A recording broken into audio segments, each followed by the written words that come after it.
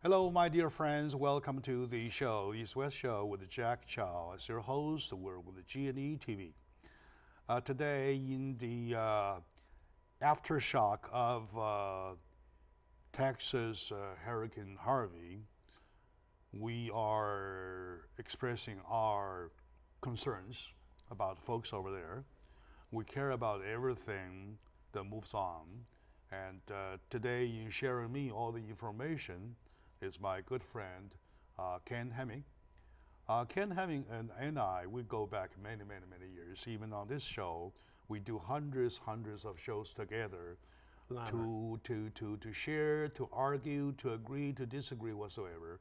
But today, we really want to get serious about our folks over there. So folks, good morning to you, good day to you. I hope you start another or a hopeful day. So I hope that things will come over. All right. So to Ken, welcome to the show. Thank you. And we're going to use this hour to share our emotions, bring out the emotions of your viewers about circumstances in parts of America right now that are truly tragic. It is tragic. That will go on. The ramifications of this hurricane will go for years. Yeah, but with good leadership, good organization, and good system, especially with good people that apply to folks back there in Houston, in Dallas, in Texas, everywhere in Texas, whereby it is a hit. Right. We believe things will come over. Things will, right? We shall survive. We have 31 dead right now, but we shall survive. We shall survive, and I believe both the local government, the state, and also the federal would do their best, right? To bring them back on their own feet. People lost lives. People lost their relatives and their loved ones. In their homes. The death count today is 31. Yeah. Right. Okay, including one officer who died on duty. 4 o'clock in the morning, got in the dark, got into the water, got nowhere to go, and got drowned. Yes, and the most tragic of all these deaths, each one obviously is tragic, but there was an elderly couple, and they were in a home with their 4 great-grandchildren. And then it got very dangerous, so they got in their van, whatever, and drove away, and it was swept away, and they all drowned.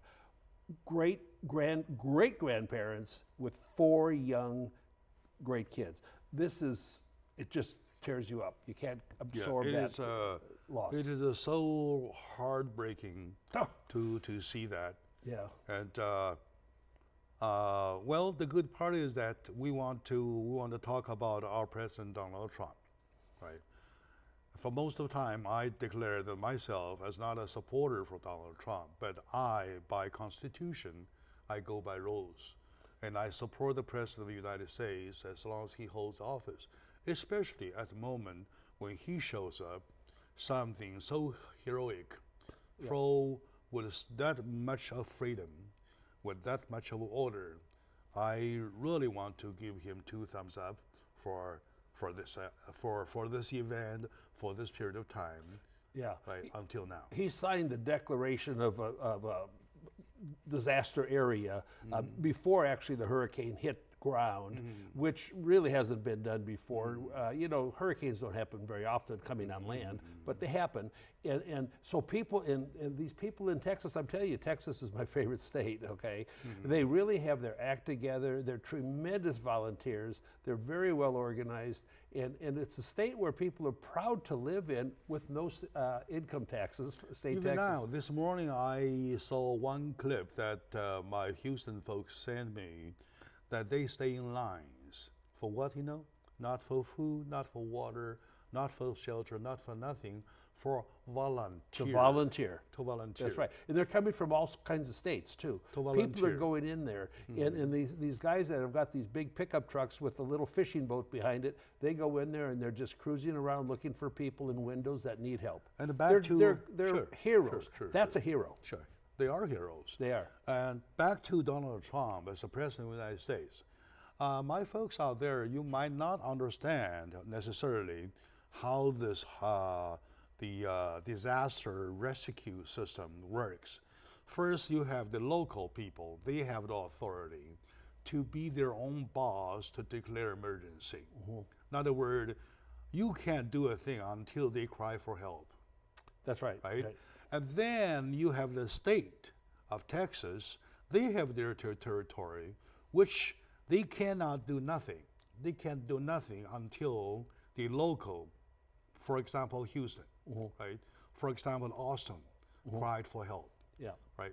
Now, even though, okay, at a point when the local cities, such as Houston, such as Austin, so on and so forth, cried for help, and then the state government kicks in, yet the state government does not declare their emergency themselves, the federal cannot do a thing. Right. Otherwise, you're invading. Right. You're kind of a circumvent the barriers. You kind of invade others' sort of authority. Starts at ground zero, the hurricane coming on, and then works its way up to Washington, D.C. and our government. Exactly.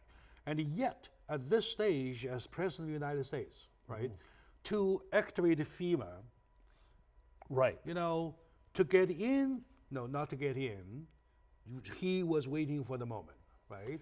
Yet, the best part for him, I see, is that he, quote unquote, himself, it has been there long before. Yes, that's right. See the word long before? He got there. And the thing we've got to remember, President Trump is a builder. He understands devastation as well as creation. So he's going to lead this recovery efforts, in a way with knowledge of his own life experiences. That will be beneficial. Exactly. And he says proudly, it's been there long before. I remember precisely the 2 words, long before, right? What a relief. Right. You have your government who you pay tax for, right? Come there, wait for you until you cry. Right? Yeah, right. So, all right. Right. Until you cry for help. Not only the local, not only the state, the federal gets him. Now is motivated. The whole nation is on it. I've lived a nice long life and never been a direct participant in a natural disaster, okay? In Peoria, Illinois, when I'm like 10 or 11, winds did get to 96 miles an hour. I remember standing inside looking out. Now, 96 is pretty fast. These were 110, 120, but I haven't, so it's impossible for me as a sensitive person to fully comprehend the disastrous effect on these people out there with no shoes, a t-shirt, it's raining, it's cold, and they're also patiently waiting for help. They're behaving beautifully. It brings out the best in human beings when they're a victim of a major thing like this. We'll touch that part. There's a great part to talk about. But still, sticking to Donald Trump. Okay. 2 days ago, he was there. He was in Houston, right? And the comment the news has... I don't think he went to Houston. He was another part of the state. I know. Yeah, okay. And now what is exactly talking about that? Right. The news said that should he go to Houston? Should he not go to Houston? Yeah. There was a little kind of weighing, right? Because it can interfere with of course. efforts. Yeah, exactly. Right. Here's the deal, all right? So going to Houston, get him the most exposure, right? Get to him the most credit. He could probably stage himself on a boat. Right. Hey folks, I'm here for cameras. Right. Right. He could do that. Right. However, the insiders know the story. The inside story was that the special agencies do not care about disaster or whatever. They don't care. In their protocol, everywhere the president goes, 30 miles radiation, no fly. Oh yeah, no, it's very disruptive. You know what I mean? See, George Bush flew over. Yes. If you fly to the center of Houston, to where it is hit, to the center, very, of course, that will get 100% of the image of Donald Trump. And be disruptive. However, that's exactly what my point is. Right. That disruptiveness is that within 30 miles of radiation, there is no fly. When you call off the flying choppers, that's going to be an add up, quite an add up to the to this water-stricken people. I watched choppers land today, this morning. I get up early, watch what's going on there. They land, they get people, they get them out. So what he chose to do is that he chose to stay relatively lower key. Oh, very low. Distance from, so that the rescues would not be interfered. Right. Right. And yet he delivered the same speech. Right. And he met with the officials that are guiding this operation. Of course. And they're really saying how coordinated the various agencies have been. And for very that, coordinated. For that, he gets less credit or less exposure. But in my eye, he gets more. He gets double. Right, and I don't believe our president lives for exposure and credit. I think he lives to serve our people. It is a moment to show. Right. He did not. Yeah. He did not do it on that. For that, I gave him another plus. And then, there's always so many Trump haters, and now they're criticizing. Well, he shouldn't have worn a white hat that said USA on it. Are you kidding? In Melania. Say what? USA. Instead of USA, what I have no idea. And Melania had a beautiful hat that said FLOTUS, First Lady of the United States. And they said, well, they shouldn't wear those hats. Well, they're crazy because all they want to do is complain. No. That's what they're doing. Doesn't make sense. Well, they don't make sense. Doesn't make sense. The haters don't all make you sense. Want to do, all you want to do is your president to be there with you, to deliver a speech, to encourage everybody, to give credit to everybody who does the positive work, and that's it. Right. And the president himself or the first lady herself, it's just an image, all right? It's bringing you into a comfort zone. That's it. And then the thing is, they were criticizing Melania. She had beautiful black pants and a top on, and a flight jacket, and 4-inch heels. And they say, oh, what is she going to do? Help people with 4-inch heels? Well, she wore those to get on the plane. She's got boots when she gets off the plane. You want her in rubber boots and bend over to move rocks with that? Well, when she got off the plane, of course, she had boots on. Just be, but it's because they look for anything. If her fingernail's broken, they'll hate her.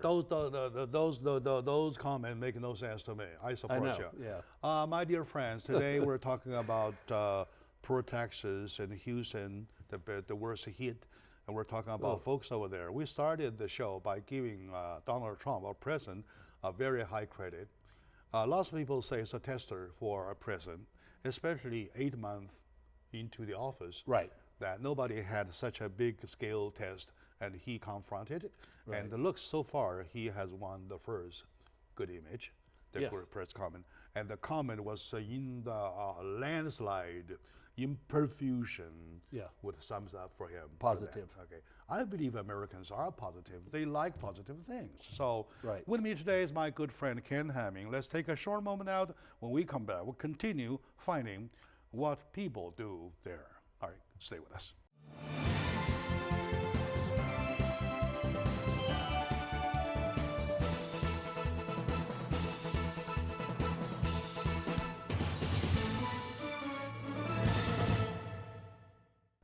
Hello, my dear friends, lovely folks. Welcome back to the show, Jack Chow, with the East West Show with G&E TV. Joining me, my good friend Ken Hemming, commentator, political commentator, and book writer.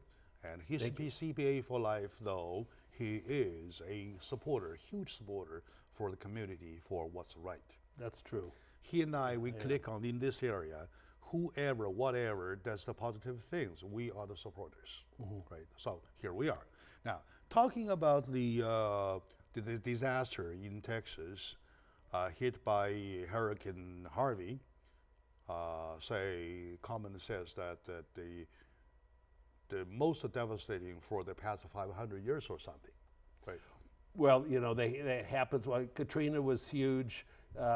Sandy was huge, and this is huge, so it's hard to compare, but it's huge. Katrina didn't bring this much water, and the levee broke was part of the great part of the disaster. Well, so Houston was, Houston, the hurricane itself does not move fast. It stays there. Okay, yeah, and the response in Katrina was far less coordinated and effective than right now. And then talk about having bad luck as a president. George Bush comes in, and X number of months after he's in there, there's 9/11, and then there's Katrina. That's a bad luck. That's a bad luck series of events. Not necessarily. If you dealt in the right way, it would not be a disaster. On the contrary, it could be a plus. Jack, there's no way Like you in can Donald deal Trump- with 9/11 in the right way. I see. No Like way. in 9/11, we pick it up another Yeah, day. right. Okay, But all I'm saying you so can't deal with I that in the have right different way. takes about 9/11 than you do, right? Anyway, Well, I'll talking about Katrina. I'll enlighten you later. Talking about Katrina. Katrina, well, suppose even if they had been on the same scale, right?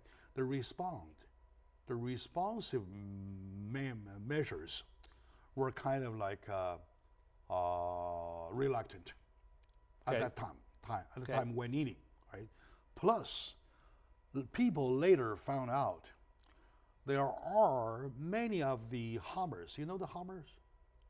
The car, you mean? The car, The big one? the Hummer cars. Yeah, I almost bought my daughter Hummer one cars. once. Well, bought Yeah. for Katrina rescue, Okay. and yet the land wouldn't allow them to drive in Okay.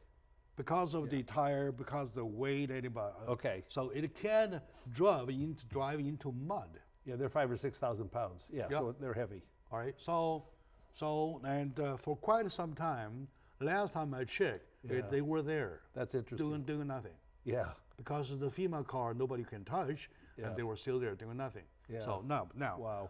money wasted, efforts wasted, Our government wastes a lot of money. a lot of money. Okay, in this one, with the arrangement so far, and they say this today, even this morning, they say it's far away from over. And there's probably more volunteer citizen vehicles and boats than there are government purchased boats and vehicles. Which is good and the bad. No, well, it's all good because because there's not enough, say, employees of local organizations and federal government to cover the needs of this because it's so widespread, and it all goes down to volunteers. Right now, there's a situation of nobody can go out of town, nobody can go in town. Well, So there's it's kind of parts of blocked Houston that are very functional. There's parts that are massively impacted. Uh-huh. And also, it's interesting because here you'll see water very deep, and yet here's a house over here a couple feet higher, and there's still electricity and power. So, and then if those lines go down, it can be very dangerous. You know, if you got live lines in water, you can go bye-bye in a hurry. Yeah, right. Yeah. There's a lot of... It goes 1,000 The miles rescue away operation is almost as dangerous as the hurricane itself. Oh, I see. Okay. I mean, they're both just... But lots of folks so far are based on their self-survival, right? They are, before food arrives, before water arrives, before clothing arrives, before anything, those things arrive, they are pretty much on the self-rescue situation. And you know, I understand people loving their pets and whatever, but there's been people that have been staying in their homes, like this one fellow I saw this morning. His wife said, yeah, well, he's staying at the place he needs to be rescued because we've got 8 cats and he's trying to protect them. There's a lot of things that then cause problems. Now, there's nothing wrong with cats and dogs. I love them as like people, okay? But sometimes you've got to just make a choice or a judgment, and it's tough. Exactly. It's tough. There are kids, there are seniors. Yeah. And there's one senior center reportedly. The senior people, that's just basics, literally sitting in water. Right up to the chest. With chest level. Tragic. That picture will get a Pulitzer. I mean, that photograph will get a Pulitzer. Yeah. It will. Because these people, here they are, they're 60, 80, 90. They're sitting there, they're stuck. They did not drown, it didn't get up high enough. If that picture hadn't gone out, they might not have been really helped and rescued in time. But that picture all of a sudden gave focus to it, and people got there fast. And speaking of total damage, lots of houses are floating on, not flooding. They are floating on water. They're floating, yeah. They're floating on water. See, Houses are floating on water. There's a lot of poverty in all cities. You know, in poverty areas, the houses don't have quite the same foundation. They don't have quite the same strength, et cetera, and they're more susceptible to a deeper tragic loss. And that's what's happened. Yeah. And Houston houses are they like Los Angeles? And most of them are wooden structures, or they have bricks and then rocks? Well, I'll tell you, when we had the economic tragedy that hit Houston, and you could get 5,000 square foot houses for $350,000, you know, they have a lot of big mansion areas there. There's a lot of money in Houston because of the oil and gas industry down there. Huge amount of money. About 3% of our economy is just in an area down there that's oil and gas oriented. Of our whole economy. And, you know, gas prices are up right now because we don't have as much being refined. Last time I was there, closed, last time about I 20 was there, cents, 24 cents up. No. Last time I was there, it was around the last Christmas. We here, we pay $2.95 to $3.05 range, right? And the same time, the exact time in Houston where I visited, it's $1.94. Well, they didn't have to transport the refined There's $1 gas. more difference in between. Well, and that's all from having to truck it to other places from there. So they didn't have that freight charges to move it. Okay, anyway. Yeah. Plus we have the summer blend, winter blend stuff Right. anyway. Right. That causes difference. Right. But talking about the reconstruction though, lots of people say to bring Houston back to feet as they originally were, it could take many years. Well, the government spent $60 billion in helping on Katrina. They estimate it'll be $80 billion on Harvey. That's a lot of money. However, it's not enough at all. So it's going to need local money, and it's going to need then a long time to accumulate money to help it continue. And I believe there are lots of donations going on online. Oh yeah, of course. And somebody even started donation collection themselves. They are. People are good. Yeah. You just have to be sure that money gets used in the right way. Of course, they have a way to to verify if the request is legit, or if the people asking for donation is legit or something. Right. And that once that verification is over, money just go in. Yeah. And when from that scene, I started to realize, we are Americans. We do hold our value. Oh, without question. We do have a high value. Right now, I think I heard 300,000 people have registered as victims of this event. At least 300, at least. But that was the last number I've heard. It's not going to shrink. It's only going to grow. Only to a certain extent. If you want to include everybody affected, the number is going to be huge, very huge. Yeah. There's a town of 55,000, and they asked the mayor, how many of your 55,000 do you think are affected? And he said 55,000. I mean, it's just pervasive. And there are areas still problematic because there are people, you're talking about all of a sudden something of that scale happened within a few hours, right? Yeah, no matter how prepared you are, there are supposed to be corners left. Right. There was one lady yesterday being interviewed.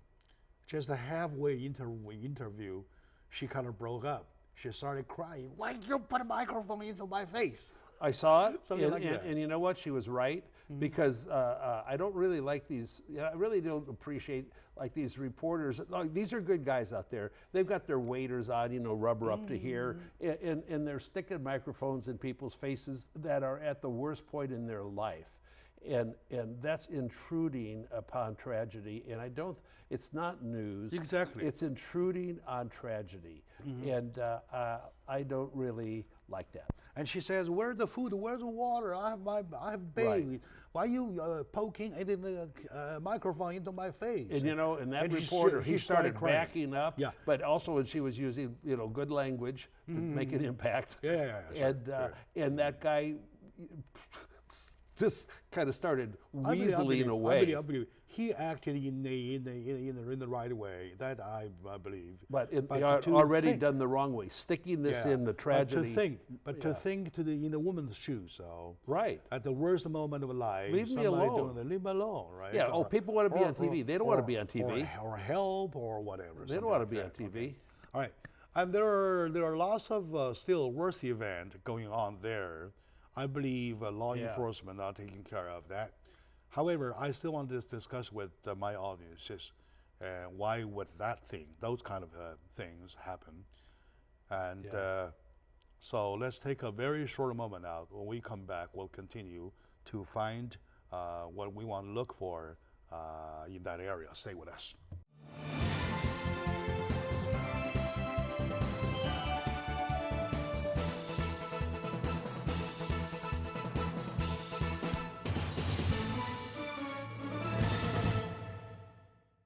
Hello, my dear friends, my lovely audiences. Welcome back to the discussion about poor Houston, poor Texas, and lots of folks over there being hit by this Hurricane Harvey. And you're talking about water out of nowhere, all of a sudden, within a few hours, you're talking about 50, 60 inches of rain. Yeah. Right? Very That's serious. Almost to your belt. Something like oh yeah, that absolutely. That kind of water. That's a unbelievable. lot of water. And it's all of a sudden, plus Houston is flat. Right? It doesn't. Texas is pretty flat. Texas, the whole Texas. Yeah, it's pretty flat, right? And it is not like in Los Angeles or Southern California. You have those kind of ups and downs. Right. And the land. You don't have San Gabriel Mountains. The bed of the land is kind of sloped to the ocean.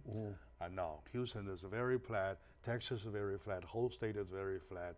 All of a sudden, for that flat area, you give it 50, 60 inches of water, you would just assume how much water that is, right? You would just assume how would our folks over there overcome that kind of water. The ground can't absorb that much, so it just builds up and climbs up. Yes, you're right. We do appreciate the fact that we have a government both at the local, at the state, at the federal, are working. The three levels of government are working together, plus FEMA. Compatibly. We have FEMA going there. Yeah. We have all the organizations. We have volunteers. We have the volunteer group, even volunteer individuals there. Absolutely, it goes to the individuals. And together, they sing an ode of humanity. Yeah. Right, and it is such a glorious ode that when humanity is glorified. See, and one of the things that's happening, Jack, which is so beautiful, when you're there and you have people of all sizes, shapes, races, nobody cares. It's just humanity helping humanity. Yeah. And it is so beautiful. You're right. You're so absolutely beautiful. right. You're right. Yet, on the contrary, you do see some eyesores. There are some. There are lots of eyesores being reported. Somebody robbed shops. Yeah, looters. And somebody in group, right, with a covered face, they looted the shops. Right. Supermarkets. Cowards cover their face. Supermarkets. Cowards. Cowards. Right. Of course, cowards. We know the devastating the food, water needs, but those are the incidents we would want to see. Yeah. And there are shooters. The shooters, the looters are shooters. They've been shooting at some of these guys that bring their own boats to go help people. Now, they must be a bad aim. I don't think anybody's been shot. I'm not sure about this. They must be a bad aim. But they are maybe trying to do warning shots that don't bug us while we're looting, But it's really, really pathetic. And all of these things, in my opinion, go to, come from the breakdown of the family, the strength of the family, and the breakdown of quality human values. I'm more interested in talking this part of the problem, because I know you are a philosopher, and you tend to be very selective at your words. I try. Okay. For that kind of phenomenon, for people starting to rob, to loot, to kill each other, how do you define that?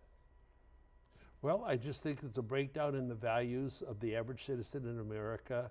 There's an attack on Christianity. A lot of religions have very good values. That's one of them. There's an attack on that, and we're having less people with really focusing on great quality personal attributes, and our school system is failing to teach the glory of our history and the value of personal attributes of a quality nature. They're failing to develop and through the family and the education, the kind of adults that we really had before and after World War II. And it's just, I don't know how to change the trend. I don't know how. And I don't want to give up yet. Exactly. I wonder where was the starting point when people started to change. Look at the Titanic. If you call disaster versus disaster, and you also want to see the behavior versus the behavior, right? Well, okay. In the instant of Titanic, there was only one Japanese man who, under the disguise of a woman, got rescued on a lifeboat. It's a naughty boy. All the men, the other men died. They died gloriously. That's a naughty boy. Gloriously. Yeah. No looting, no robbing, nothing. They're isolated in the ocean. There's nothing you can do. Yeah. Yeah. All right. So, and this one compared to this one, you're talking about somebody who sells their pack of water for $99 per. Yeah, there's a lot of gouging. There's a $2 in hotel rooms. That's a $2.99 thing. Yeah. They gouge it to $99. Whatever. Yeah, there's a lot of that. And hotel rooms that gouges to 200%. Oh yeah. Or even 3. Oh yeah, or more. See, what I believe is going to happen though, there'll be payback because the citizens are going to remember who the gougers were. And when it gets back to normal, they're not going to shop there. Back. I'm not talking about paying back. There will be payback. I'm talking about punishing them now. It is the right moment. Okay? Well, you know, I'm not sure. No. I think it's immoral. Okay, but here's the philosophy. I don't think it's illegal, but it's immoral. No, a moral issue, sometimes you separate moral from legal, right? At a certain given point in history though, moral means life, all right? For example, this person is dying of dehydration. Okay.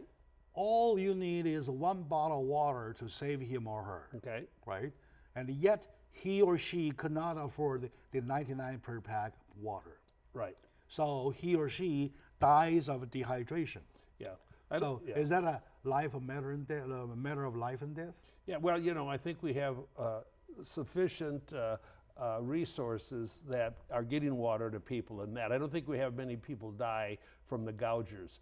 But there are impacts on them, and then it reduces their financial strength by being gouged, and they have a harder time recovering then from that day on. They're confronting everything.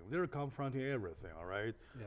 I mean, law People perspective. Can be bad. Law perspective is one. Yeah.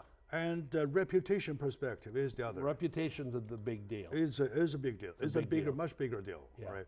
I believe folks in Texas would keep in mind about those names. Well, they will, and they will. And like, for example, on a good note, there's a guy that owns several mattress stores, and most of them were not in the flood zone. He opens the stores up and come and take a nap on the mattresses. What a beautiful dude, okay?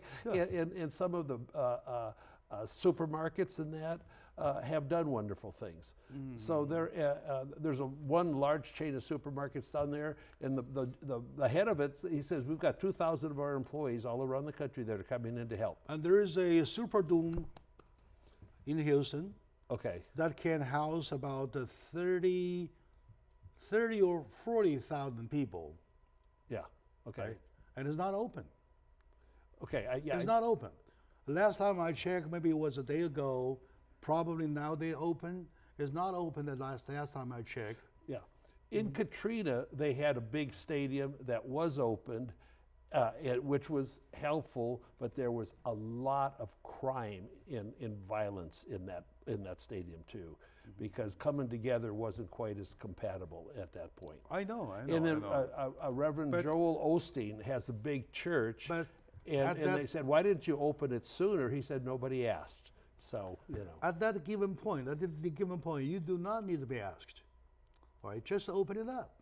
Well, I'm not going to criticize anybody. I'm going to just praise those that have come through. I'm talking about the fact. Fact is that you got to have a mind of humanity to open it up, to let people walk in themselves, including the Superdome. Well, I'm just going to still say that it's a private property, and you have to know you've got security. You don't want people. You could let people in there. Somebody gets killed or raped or whatever, and then you get sued. For those people, like say mattress store owner, yeah, does he have a private business? Yeah, of course. Did he open it up, say, hey, whoever you come on in? You know, he did. Could that cause some loss of business income because the mattress get dirty or something like that? Oh yeah, he'd have to throw out a lot of mattresses. All right, of course, of course. But he made an act of charity. He made an act of charity. He took it. He opened it up and had people come in, inviting people. And most people down there are doing that, Jack. And the folks over there in Texas, keep those names. The good names and bad names, all right? Well, the local citizens know who's, because when they get back home and start working again, they won't go to those stores. Of course. And I love that. Of course. For that mattress store, well, of course. The I'll go buy a new mattress. I'll buy a new mattress. Maybe two or how three. many thousands of mattresses are flooded? They're not going to be sleepable. There's going to be lots of need. Lots of need of that. Terrible. And for that hotel that gouges the price for 200, 300%, for $99 for a pack of water, keep their names in mind, my dear friends, okay? I'm a man that I dare to love, I dare to hate. I really hate those activities. I declare. All right. Yeah. My dear friends, let's take a very short moment. And with Ken Hemming, I have a moment to express our concerns on behalf of G&E TV, on behalf of EDI, our condolences to who lost their lives, and to the families who, our thoughts are with the families who lost their loved ones, and our thoughts are with every single one of you who are hit, who are suffering right now. I wish you a strong will. I wish your rescue will come in time. I wish you overcome the problem and the difficulties as soon as you could. So stay with us. We'll be right back.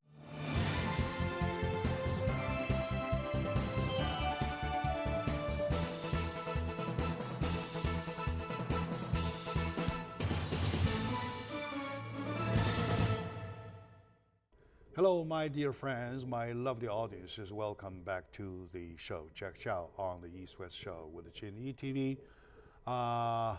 Like I said, my friend Ken Hemming, though a CPA for life, he is a writer himself, he's a philosopher. Most importantly, he's a man with a big heart. I hope so, thank you. Very big heart that I admire, even though I argue, disagree with him all the time. It is the big heart that I adore that balance it. Yeah, we balance out. We balance it, right? Well, okay, anyway, so welcome back to the show. I love being here. Greatest honor in my life. Thank you.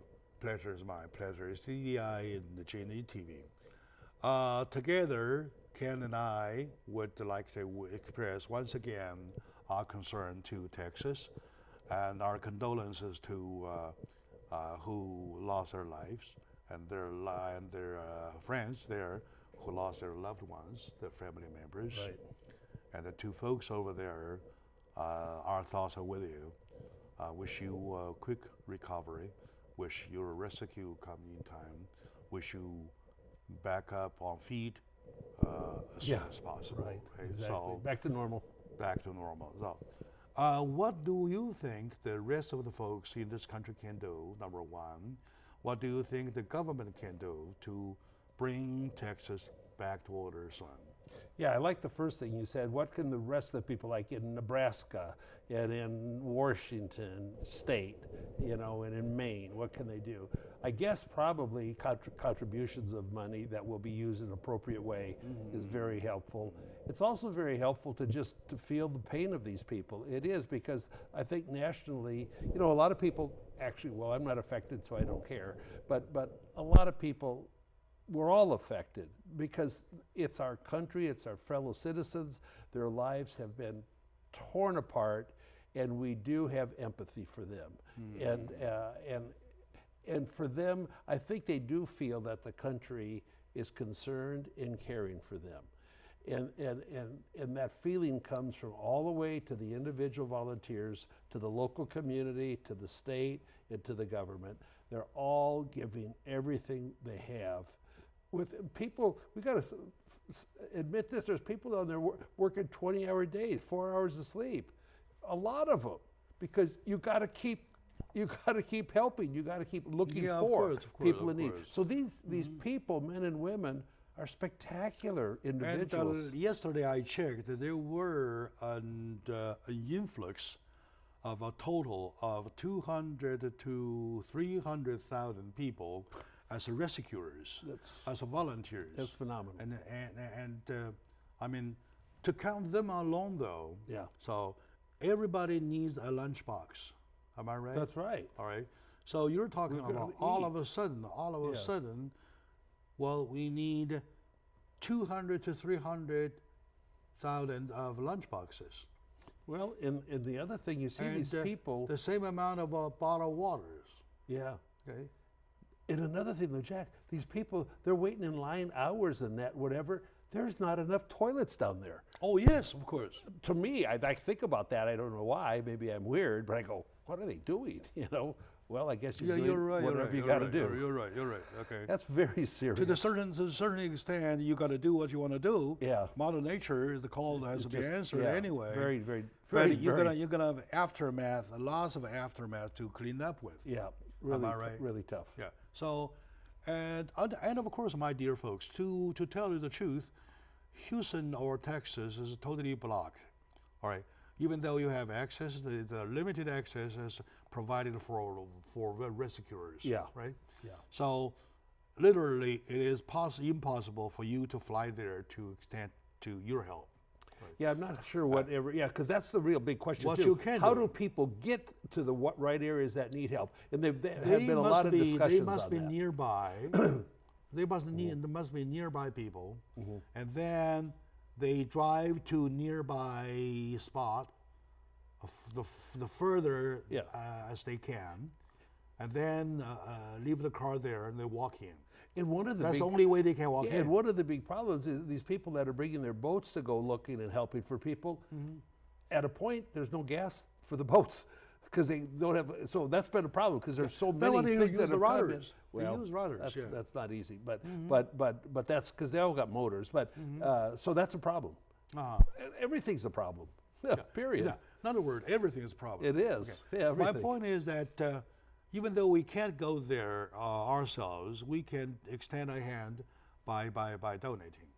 You search online. You good search services, online, prayers. You search online. There are all kinds of calls for help.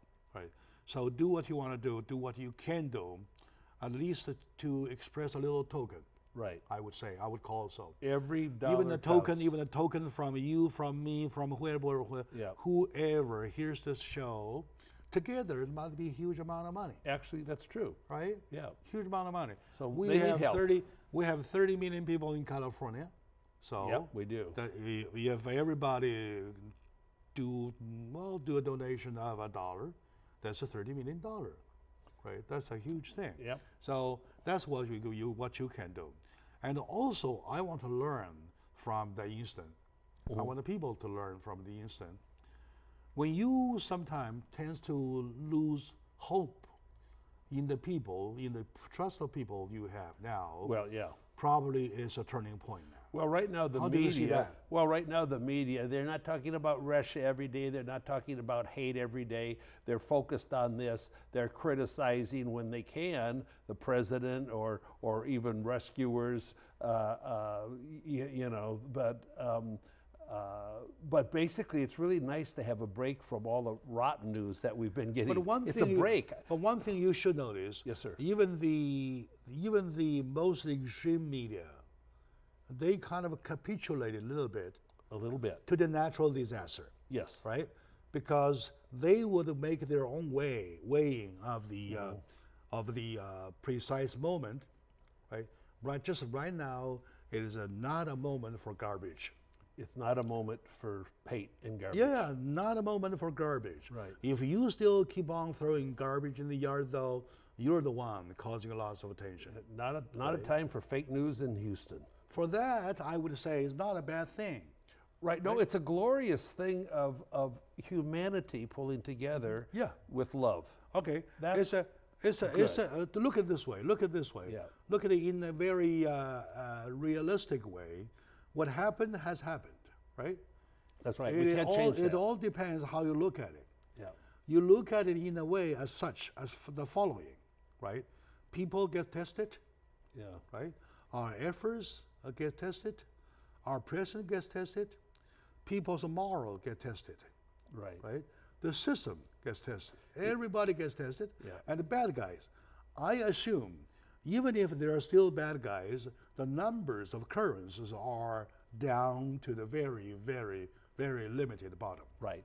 Except people like Chris Cuomo, who's got a show on every day, talking to Kellyanne Conway, one of Trump's representatives. He's saying, now, what do you think about this? Does this prove that there's global warming and that, you know, Everything. and that was sickening. Everything, That she put everything him in gives his away. place. Everything gives away for a moment. He didn't care about the people. No, All I he know, wanted was their agenda. I'm talking about everything. Everybody has to capitulate, to give away a little bit, to let us concentrate on what we want to do to rescue folks over there, Yeah. to overturn the disaster into something that we can work on. Yeah.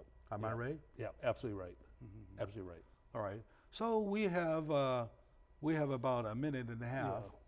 So how about you use that time, the minute and a half, to express your feeling about Houston, to encourage our people? Yeah, like I said before, I'm empathetic. I don't have the ability to fully absorb the tragedy into my life as it is into those who have experienced this tragedy. I still have my home, I still have whatever, and they have losses that we can't comprehend, You know, so much is underwater, their closets, everything, and things are floating away, and many thousands of people just have the clothes on their back, and yet they have hope in their faces because they know people are there to give the best to help them recover. They have hope in their faces. They're in a state of despair, but they have hope because people are coming to their assistance. And that is the glory of what's happened in this particular natural disaster. All right. They're nice people. Thank you very much. So, my dear audience, it's a special moment. We want our thoughts to be with our folks in Houston, in Texas, in Austin, in everywhere, those areas when people are hit by the heavy water. And the flood is everywhere so far. Flood is not going away, at least at this moment, and yet there's a new trend going into that it moved little eastbound to Louisiana already. Yes, we'll talk about that another time. To Louisiana. Yeah, they'll have their Hopefully problems. in Louisiana it wouldn't cost that much as it did in Houston, in Texas. Yeah. Well, we keep our finger crossed. We trust, for one thing for sure, that we have brave people, we have glorious people, we have good folks over there, and we have a government that we're working, right? That's confirmed to be working. So thank you for watching, my dear friends. To Ken. Thank you you, very and much. God bless volunteers. Stay tough. Absolutely. Right, good.